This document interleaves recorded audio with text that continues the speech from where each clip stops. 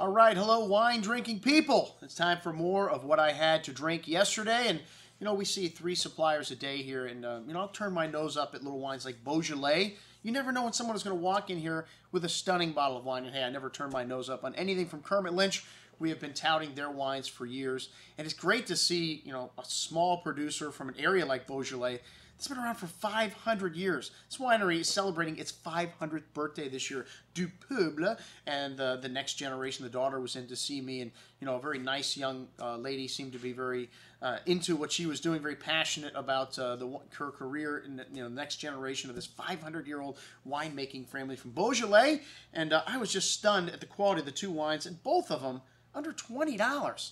So incredible values. White Beaujolais, Beaujolais Blanc. You don't see this very often because less than 2% of all the wines produced in Beaujolais are Blanc.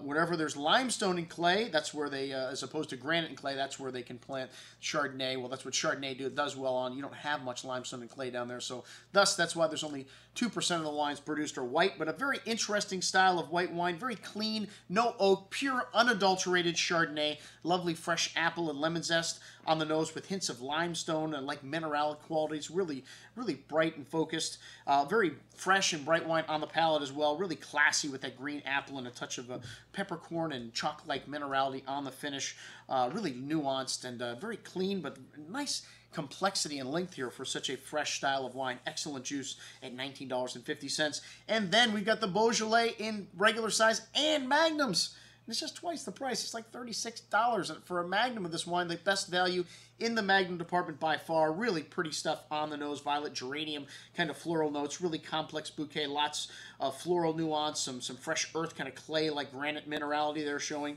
Lovely concentration and depth of flavors on the palate. It's a 250-year-old vineyard, south-facing hill. Not that grapes aren't that old on the vineyard, but the vines usually they replace after 50, 60 years because they just get too old to produce enough fruit to make them viable. But this wine has lovely concentration and depth of flavors, and even though it's a light wine, you would say, wow, this isn't really heavy in terms of color or on my palate, but just lovely nuance and spice and floral notes, and that's a minerality from the region showing. Really lovely layers on the finish. Excellent juice as well, this red. Highly recommended, both the red and white Beaujolais from Dupeuble.